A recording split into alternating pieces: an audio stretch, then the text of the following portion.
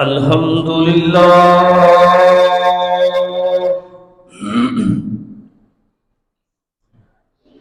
الحمد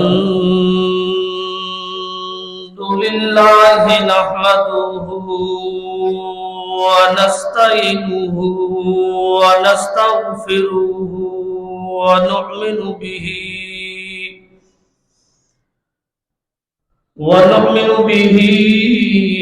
ونتوكل عليه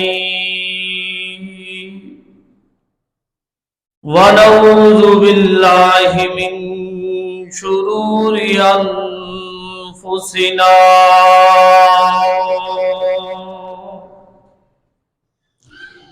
ومن سيئات أعمالنا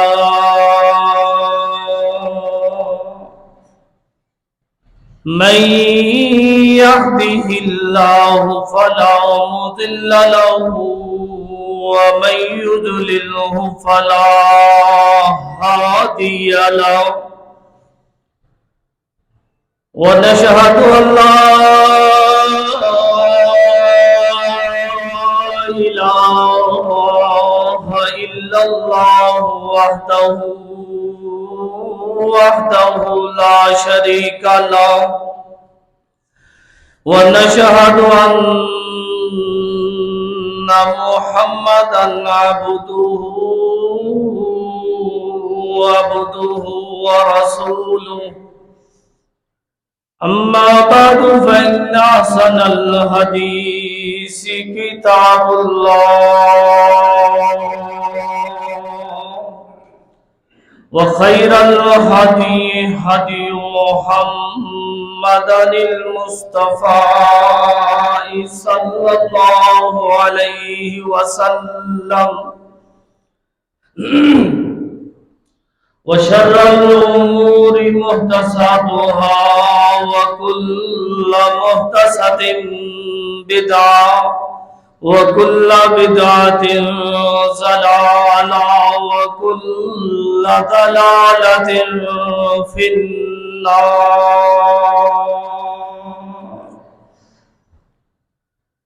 اللهم صل على محمد وعلى آل محمد كما صليت على إبراهيم وعلى آل إبراهيم إنك حميد مجيد.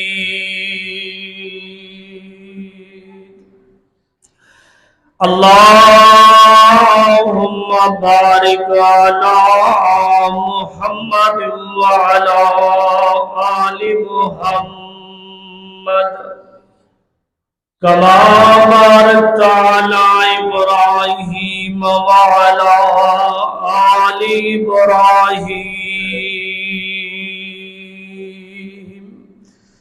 إنك حميد مجيد. رب اشرح لي صدري ويسر لي أمري واحلل عقدة من لساني يفقهوا قولي. اللهم رب زدنا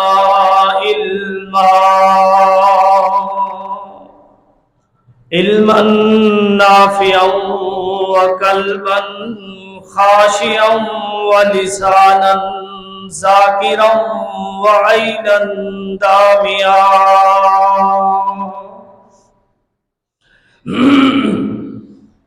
لقد قال الله تبارك وتعالى في كلامه المجيد والفرقان الحميد. فأعوذ بالله السميع العليم من الشيطان الرجيم من همزه ونفخه ونفسه. بسم الله الرحمن الرحيم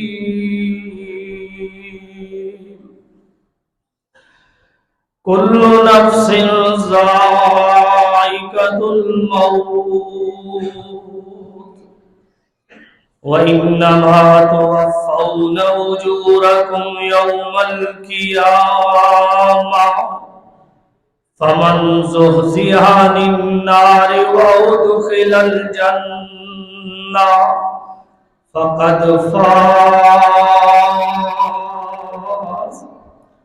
وما الحياة الدنيا إلا متاع الغرور.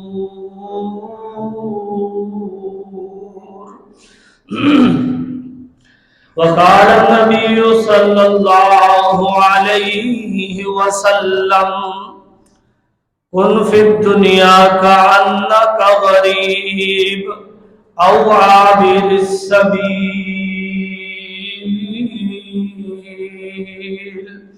أو كما قال رسول الله صلى الله عليه وسلم. الحمدللہ والشکر للہ. ہر قسم کی حمد و ثنا، تمام قسم کی کبریائی، بزرگی، عظمت و رفعت، بلائیاں، بلندیاں اس اکیلے اللہ رب الحاکمین مالک ارض و سما خالق کل کائنات کے لیے لائق و زیبا ہے کہ جس کی ذات کل کائنات کی خالق و مالک، کل کائنات کی حاجت روا، مشکل کشا، کل کائنات کی بگڑیاں بنانے والی، مصیبتوں بلاؤں کو ٹالنے والی، الغرض اس ساری کائنات کے نظام کو اکیلا چلانے والی، رات کو دن میں اور دن کو رات میں بدلنے والی، موسموں میں تغیر و تبدیلی لانے والی، سمندروں دریاؤں میں پانیوں کو جولانی بخشنے والی، رات کی تاریکی میں چاند ستاروں کو ضیاء عطا کرنے والی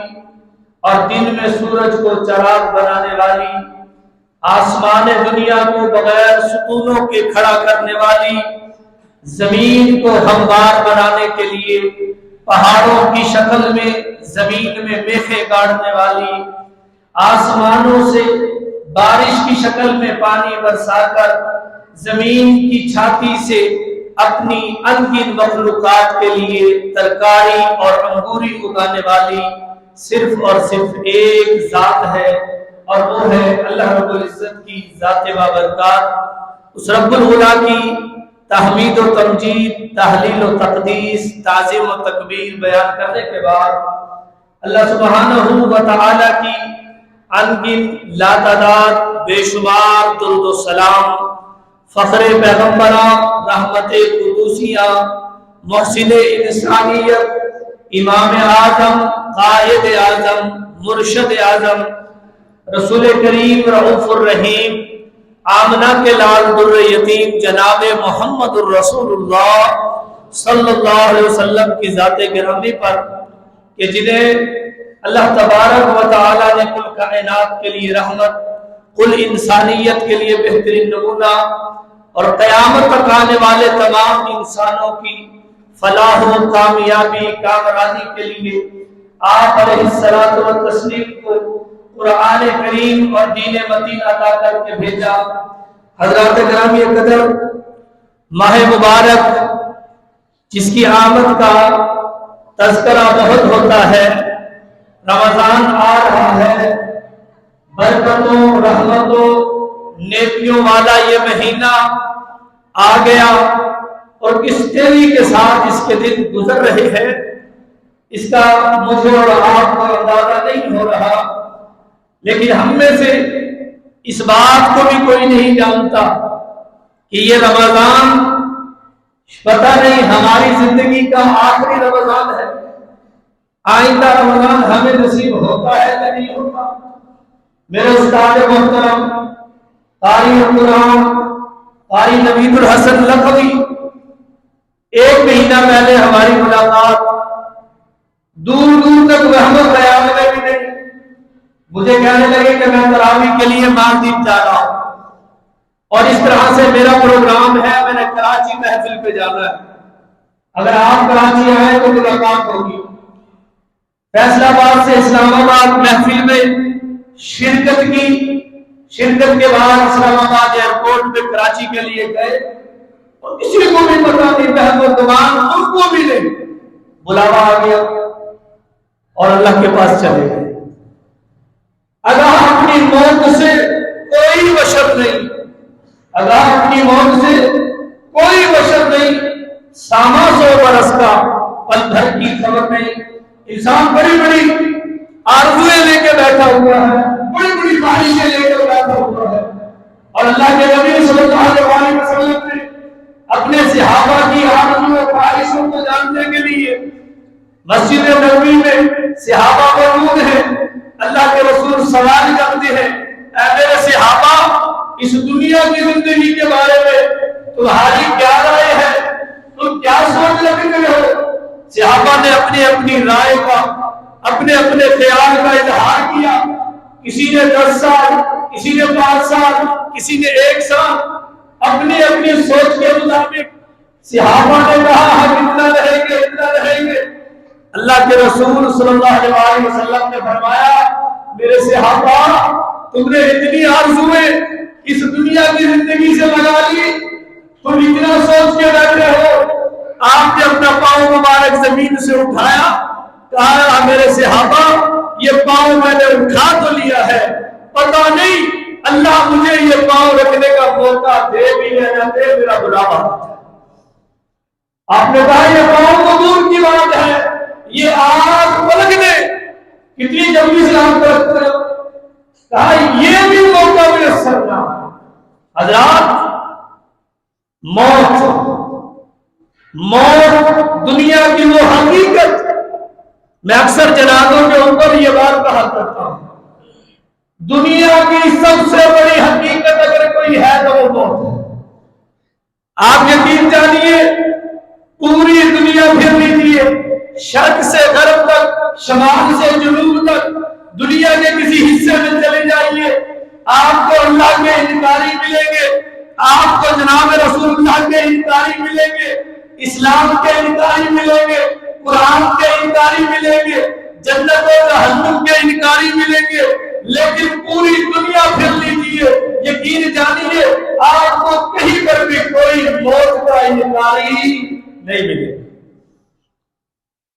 وہ مسلمان ہے، وہ کافر ہے، حتیٰ کہ دہلیہ جو اللہ کو نہیں مانتا، جو کہتا ہے اللہ نہیں ہے، اور یہاں یہ بات بھی کہنا ضروری سمجھتا ہوں، اپنے بچوں کی ایمان کی فکر کیا کرے۔ موجودہ جو دور ہے، ہماری دانشگاہیں، ہماری درسگاہیں، ان میں جو پڑھانے والے لوگ ہیں، ایک میجورٹی جو امریکہ سے پڑھ کے آ رہی ہے، یورپ سے پڑھ کے آ رہی ہے، ان کی ذہن سازی کی گئی ہے اس چیز پر کہ وہ جا کر مسلمانوں کے بچوں کے ایمان کو اس حد تک خراب کرے کہ وہ اللہ کے انکاری ہو۔ یہ پرائیویٹ کالجوں میں، یونیورسٹیوں میں بڑے بڑے پروفیسر الہاد کی باتیں کرنے والے موجود، اس لیے اپنے بچوں کے ایمان کی خبر کیا جائے، پوچھتے رہا کرے اللہ کے حوالے سے، اللہ کے بارے میں ان کے سامنے ذکر کیا گیا۔ اللہ کے انکاری بھی، موت کے انکاری نہیں۔ حضرات، یہ موت ہے کیا؟ ہائے ہائے، کبھی آپ نے اس کے بارے میں سوچا ہے؟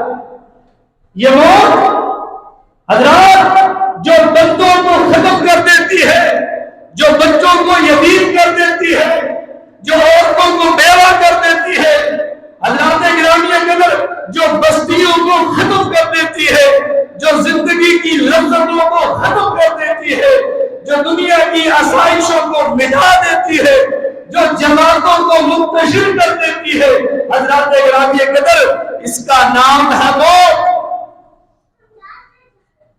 اور موت ہے کیا؟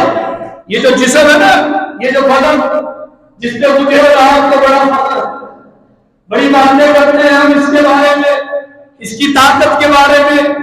اس کی فقاہت کے بارے میں، اس کی ذہانت کے بارے میں، اس کی قوت کے بارے میں، اس کے فیصلوں کے بارے میں، اس کی حیت کے بارے میں۔ حضرات گرامی قدر، اس کا تعلق روح کے ساتھ ہے۔ جب یہ تعلق ٹوٹ جاتا ہے حضرات، یہ قوی جسم، یہ ذہین جسم، یہ فہانت والا جسم بے جان ہو جاتا ہے، اس کی کوئی حیثیت نہیں رہتی۔ اللہ اکبر۔ ارادہ تو یہ تھا کہ آج کے دن کی مناسبت سے 3 باتیں آپ کے سامنے رکھوں، لیکن لاہور سے ڈی جی خان اور ڈی جی خان میں آ کر کچھ معاملات، کچھ چیزیں دیکھی تو دل نے یہ کہا کہ ان موضوعوں سے زیادہ اس بات کی ضرورت ہے۔ آج کا مسلمان موت سے غفلت کی شکایت ہے۔ ایک موت ایسی چیز ہے جو انسان کو مسجد میں لے کے آ سکتی ہے، ایک موت ایسی چیز ہے جو اسے ایماندار بنا سکتی ہے، ایک موت ایسی چیز ہے حضرات جو اسے قطع رحمی سے بچا سکتی ہے، ایک موت ایسی چیز ہے جو اللہ اور بندے کے درمیان دوری کو ختم کر سکتی ہے۔ آج کے دن 3 باتیں، ارادہ تو یہ تھا کہ غزوہ بدر کے بارے میں بات کروں۔ غزوہ بدر اسلامی تاریخ کا پہلا غزوہ، حق و باطل کا پہلا معرکہ، ایمان کے وہ مظہر جو تاریخ انسانیت میں اس سے پہلے نہ دیکھے گئے۔ دل تو یہ کرتا تھا، ابھی ابھی میدان بدر ان آنکھوں سے دیکھ کے آیا ہوں، دل تو تھا کہ بدر کے نظارے بیان کروں، بدر میں پیش ہونے والے وہ مناظر بیان کروں۔ حضرات گرامی قدر، دوسرے نمبر پر آج ہی کا دن ہے 17 رمضان المبارک، جہاں فتح غزوہ بدر ہے، وہیں پر مومنوں کی ماں اما عائشہ صدیقہ طاہرہ مطہرہ عفیفہ رضی اللہ تعالی عنہا کا یوم وفات ہے۔ کون اما عائشہ؟ میرے نبی کی لاڈلی، میرے نبی کی پیاری بیوی، جسے عائش بھی کہے، جسے حمیرہ بھی کہے، اور پھر کیوں نہ کہے، ساری بیویوں میں کم سن چھوٹی عمر والی میرے نبی کی لاڈلی بیوی، اللہ نے اتنا مقام دیا، عائشہ کے بستر میں وحی نازل ہو، اللہ نے اتنا مقام دیا، اماں تیرے دوپٹے پہ قربان ہو جاؤں، اماں تیری شان پہ قربان ہو جاؤں۔ اماں کا سینہ تھا کونین کے تاجدار کا آخری وطن تھا۔ اماں کہتی ہے میری ٹھوڈی اور میرے سینے کے درمیان جناب رسول اللہ کا سر تھا، میرے سینے سے آپ نے دیگ لگائی ہوئی تھی اور اس دنیا سے رخصت ہو رہے تھے۔ اور پھر یہی نہیں، اماں تیری عظمتوں پہ قربان، ہائے ہائے اماں کا لعاب، اماں کا لعاب رسول اللہ کے آخری وقت میں اس دنیا سے جاتے ہوئے میرے رسول کے منہ میں لعاب اگر کسی کا تھا وہ اما عائشہ کا تھا۔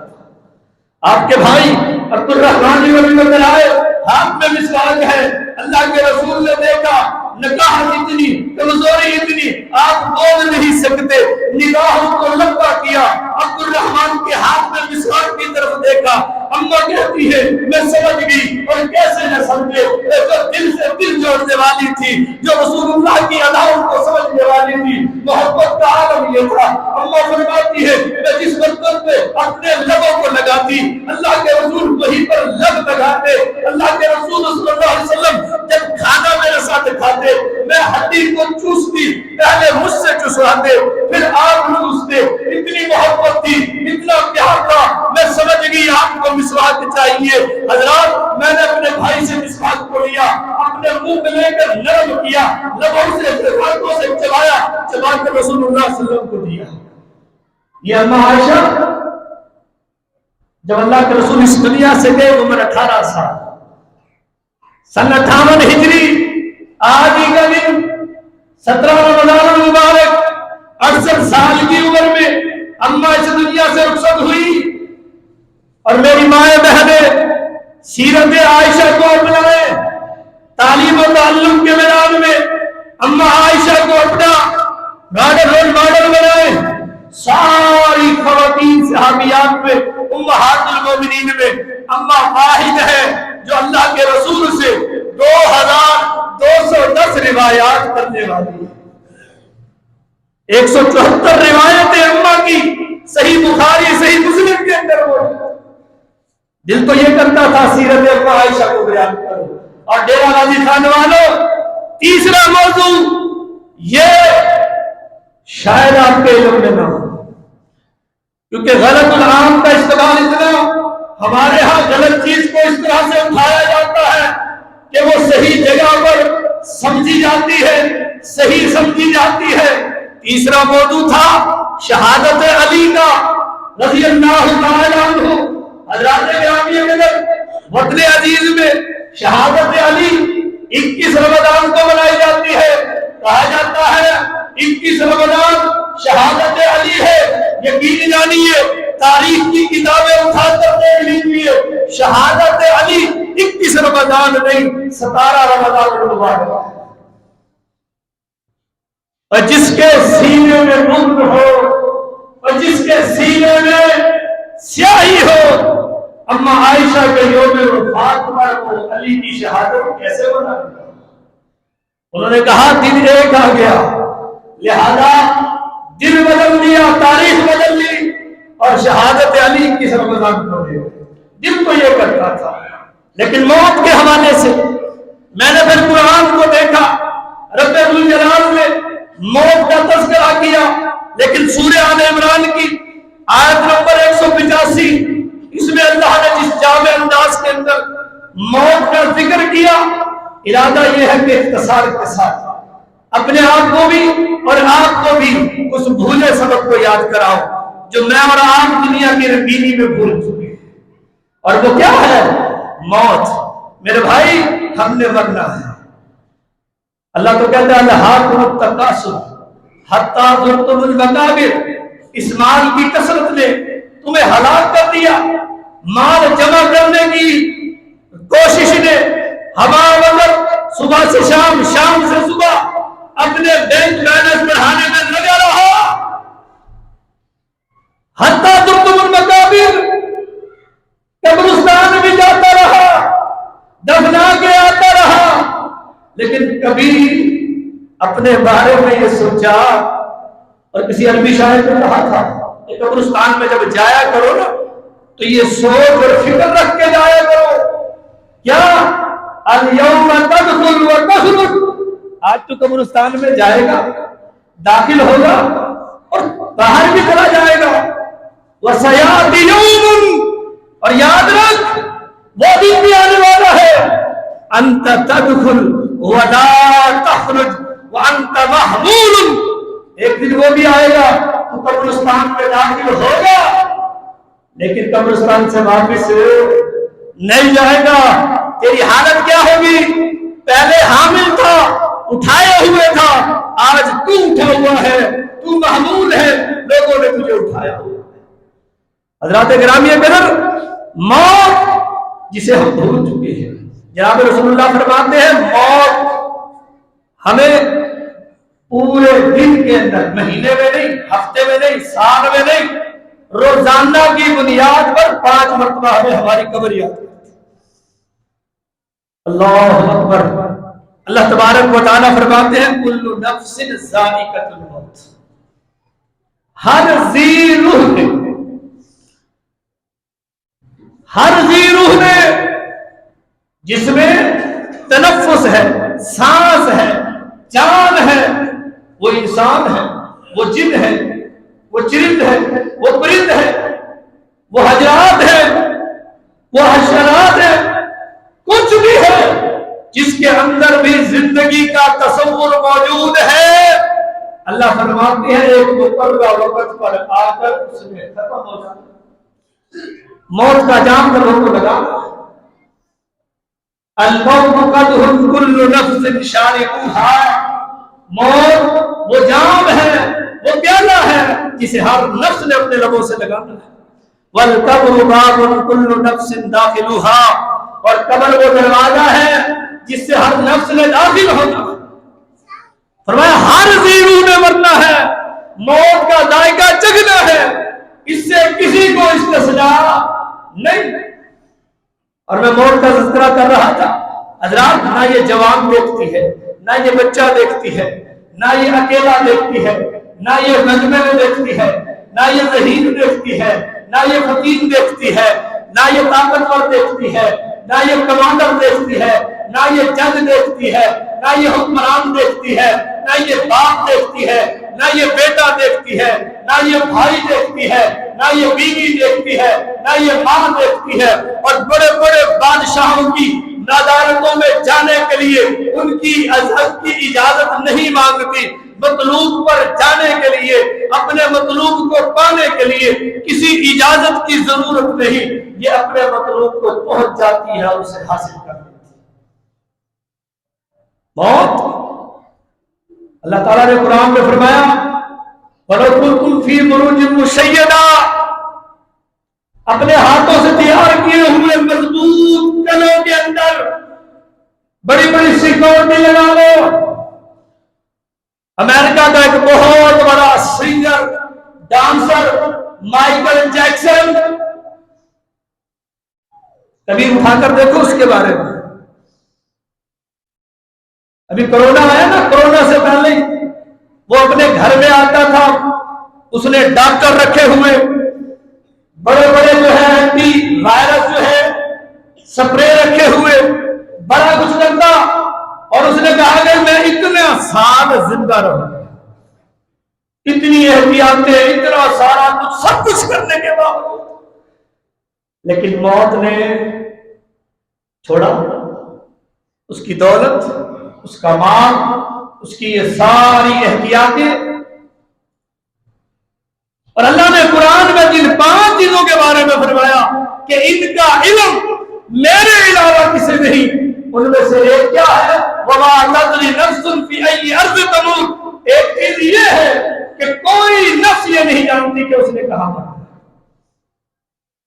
مجھے یاد آیا میرے استاد محترم قاری محمد حسین صاحب رحمۃ اللہ تعالی علیہ، بلاک جی کی مسجد میں قرآن پڑھایا کرتے تھے، ایم بلاک میں پڑھایا کرتے تھے۔ استاد محترم ڈی جی خان سے باہر نہیں جاتے تھے،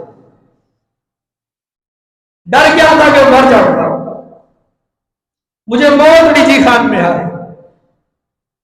ڈی جی خان سے کراچی گئے اور وہیں جا کر پہنچ گئے، پہنچا وہیں پہ خبیر، پہنچی وہیں پہ خاک جہاں کا خبیر، مٹی وہیں پر پہنچے گی جہاں کا آپ کا خبیر ہے۔ ہم نے جانتے موت کب آئی، کہاں آئی، کیسے آئی، ہاں اس کے لیے تیاری کرنی ہے۔ صحابہ کرام نے اللہ کے رسول سے پوچھا، اللہ کے رسول سب سے عقل مند آدمی کون ہے، سمجھدار کون ہے؟ آپ نے فرمایا سب سے عقل مند آدمی وہ ہے جو اپنی موت کو یاد کر کے موت کی تیاری کرتا ہے، یہ سب سے عقل مند ہے، جو اپنی موت کو یاد کر کے پھر اس کی تیاری کرتا ہے۔ حضرات، جس موت سے میں اور آپ بھاگ رہے ہیں، یہ دنیا کے اندر اتنی تیاری جو ہے نا، یہ موت سے راہ فرار ہے۔ موت کا نام ہم سنتے ضرور ہیں، لیکن اس دل کی زمین پہ کبھی موت کے لیے کبھی تیاری والا معاملہ کیا؟ کبھی تنہائی میں بیٹھ کر اپنے بارے میں یہ تو سوچیے کہ میں نے مرنا ہے۔ اللہ اکبر۔ حضرات گرامی قدر، یہ موت جس سے کسی کو راہ فرار نہیں، اللہ نے فرمایا قل ان الموت الذی تفرون منہ، اے محبوب انہیں کہہ دیجئے جس موت سے تم بھاگ رہے ہو، انہ ملاقیکم، اور جس سے بھاگ رہے ہو یہ موت تو تمہیں تمہارے رب سے ملانے والی ہے، یہ تو تمہارے رب سے ملاقات کا ذریعہ ہے۔ یہی وجہ ہے مسلمان مومن کبھی موت سے ڈرتا نہیں ہے، بلکہ موت کے لیے تیاری کرتا ہے۔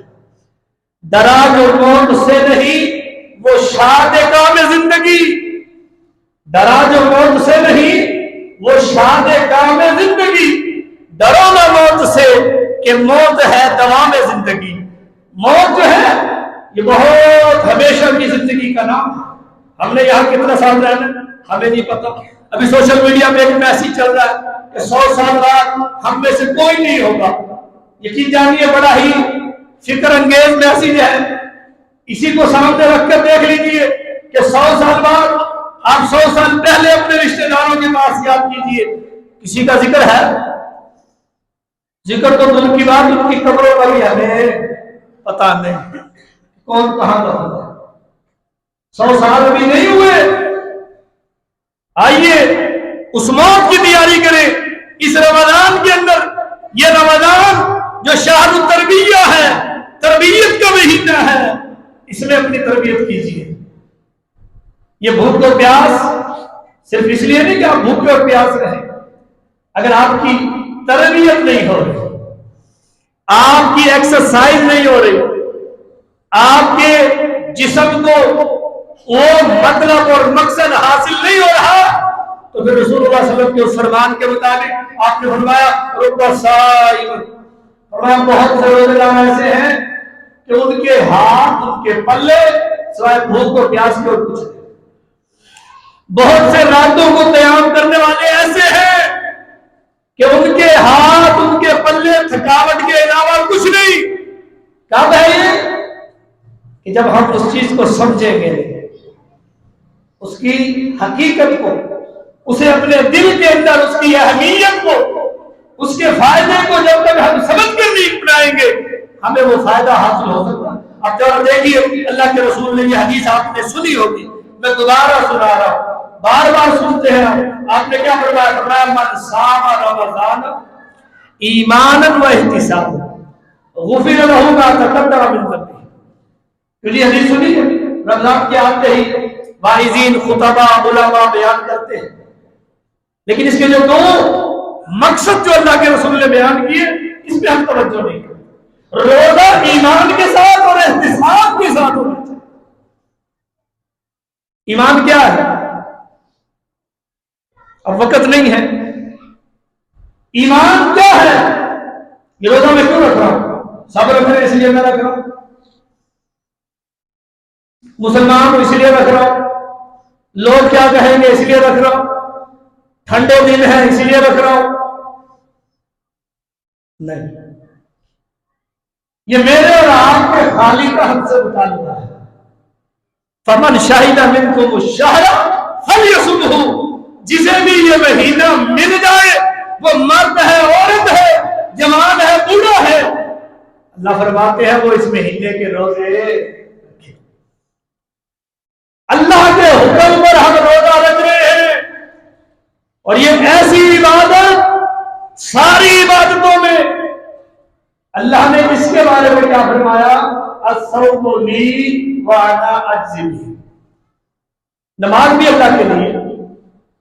اللہ کے محبوب کے نمبر میں کیا کہا تھا؟ کہ ان صلاتی و نسکی و محیای و مماتی للہ رب العالمین. اللہ میری نمازیں بھی, میری قربانی بھی, میرا جینا بھی, میرا مرنا بھی اللہ تیرے لیے. لیکن اللہ کہتے ہیں سب کچھ تو میرے لیے کرتا ہے, لیکن ایک عبادت ایسی ہے اور وہ روزہ ہے. ساری عبادتوں سے منفرد عبادت کیوں ہے؟ آپ نماز پڑھیں, شرکت کا شیبہ موجود ہے.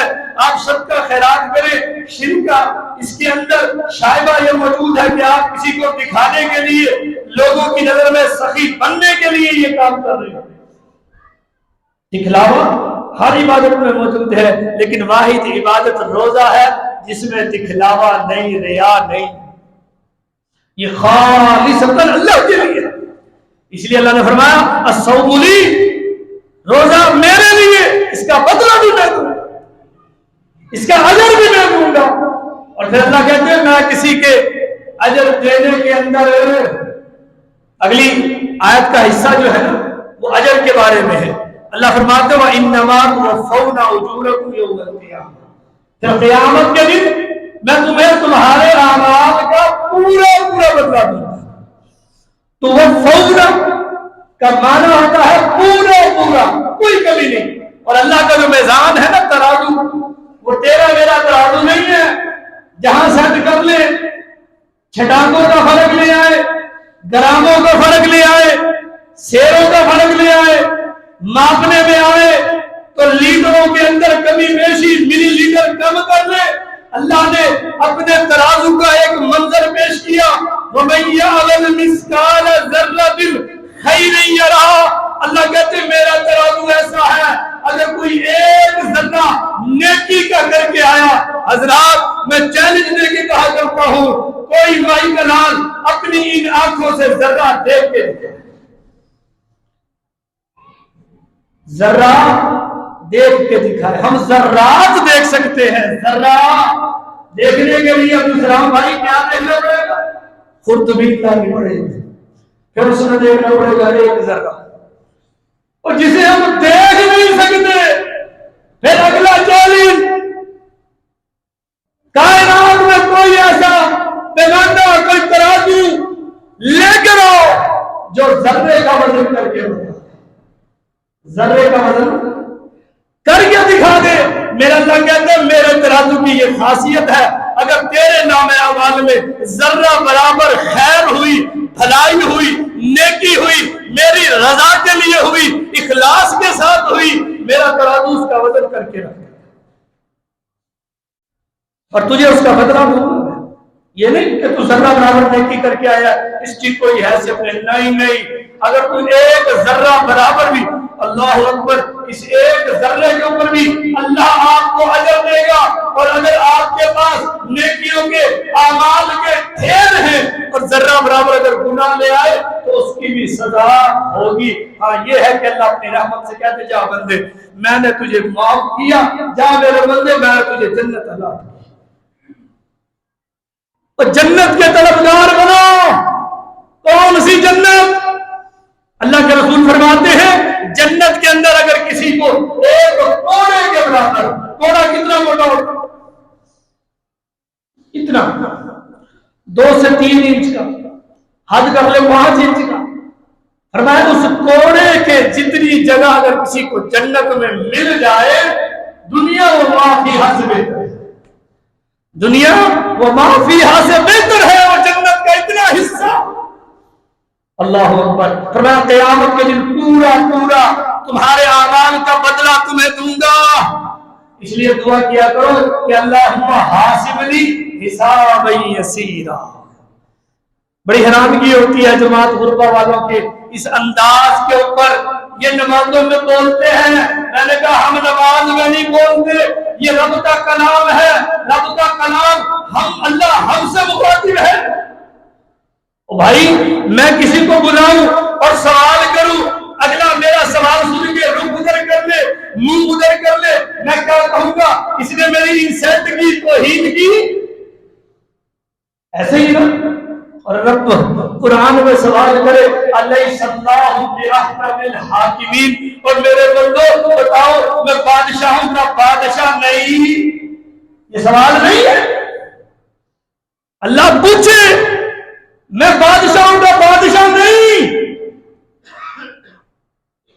جو مانتے وہ کہتے ہیں بلا وانا علی ذالک لمن الشاہدین۔ اللہ تو ہی تو بادشاہ ہے، تو ہی تو حاکم ہے، تیری بادشاہت، تیری شہنشاہت ہے، مالک یوم الدین، ہر نماز میں تیری بادشاہت کا ڈنکا بجاتا ہوں۔ اللہ کہے سبح اسم ربک الاعلی، اللہ حکم دے میں خاموشی سے گزر جاؤں۔ سبح فعل امر ہے، اور قرآن میں فعل امر وجود پر دلالت کرتا ہے، لازمی پر دلالت کرتا ہے۔ اللہ حکم دے رہا اپنے رب کے نام کی تسبیح بیان کر، اور میں چلا باہر کیا دعا کیا کرو کہ اللہم حاسبنی حسابا یسیرا، اللہ میرا حساب اگر تو کرے تو بڑا آسانی والا کرنا، ورنہ بغیر حساب کے اللہ مجھے اور آپ کو اپنی جنت کے اندر داخل کر۔ اور اللہ فرماتے ہیں فمن زحزح عن النار، جسے اللہ نے دور کر دیا جہنم کی آگ سے۔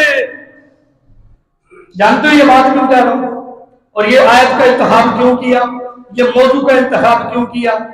میں نے بہت سے لوگوں کو دیکھا چوراہے پہ کھا رہے ہیں، نوجوان ہٹے کٹے۔ میں تو اپنے شہر کی مثال دیا کرتا تھا کہ رمضان آتا ہے سارا کچھ بند ہو جاتا ہے، یقین جانیے بڑا افسوس ہوا، رمضان کا احترام نہیں۔ میں ابھی حجاز مقدسہ میں تھا، ہمارے ساتھ ایک ہمارا ساتھی بیمار تھا، اس کے لیے کھانا لیا، بڑے چھپ کے عمارت میں کھانے لگا، ایک آنے والا کہنے لگا چھپتا، یا حاجی رمضان ہے ایسے مت کھاؤ، اور ایک یہاں ریڑیاں لگی ہے کھایا جا رہا، کیوں؟ موت کو بھولے ہو گئے۔ فمن زحزح عن النار، اور جسے جہنم کی آگ سے دور کر دیا گیا۔ اللہ کے رسول مسجد میں آئے، منبر پر چڑھے، یہ حدیث بھی آپ نے سنی ہوگی، آغاز رمضان میں سنی ہوگی، میں یاد دہانی کے لیے پھر گزار کر رہا ہوں، اور اس آیت کے ساتھ بڑا گہرا تعلق ہے۔ آپ نے پہلی سیڑھی پہ پاؤں رکھا، کہا آمین، دوسری سیڑھی پہ چڑھے پاؤں رکھا، آمین، تیسری سیڑھی پہ چڑھے پاؤں رکھا، کیا کہا؟ آمین۔